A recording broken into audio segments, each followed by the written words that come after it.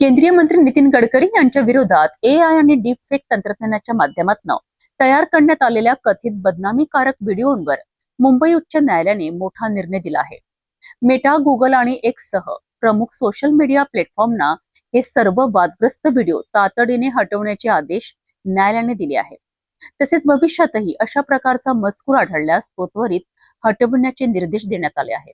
केंद्र सरकारच्या E20 अर्थात पेट्रोलमध्ये 20% इथेनॉल मिश्रणाच्या धोरणानंतर सोशल मीडियावर केंद्रीय मंत्री नितीन गडकरी यांच्या विरोधात विविध पोस्ट आणि व्हिडिओ व्हायरल होऊ लागले आहेत.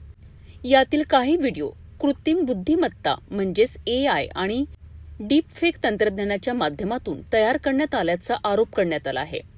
या कथित बनावट व्हिडिओंमध्ये इथेनॉल धोरणातून नितीन गडकरी आणि त्यांच्या कुटुंबियांना बेकायदेशीर आर्थिक फायदा झाल्याचा दावा करण्यात आला होता. या प्रकरणी नितीन गडकरी यांनी मुंबई उच्च न्यायालयात धाव घेत न्याय मिळवण्याची मागणी केली आहे.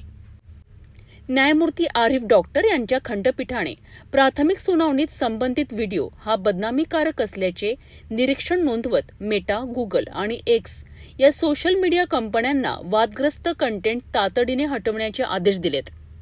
इतकेच नव्हे तर भविष्यात अशाच प्रकारचा बदनामीकारक मजकूर किंवा व्हिडिओ आढळल्यास तोही त्वरित हटवण्याचे निर्देश न्यायालयाने दिले आहेत.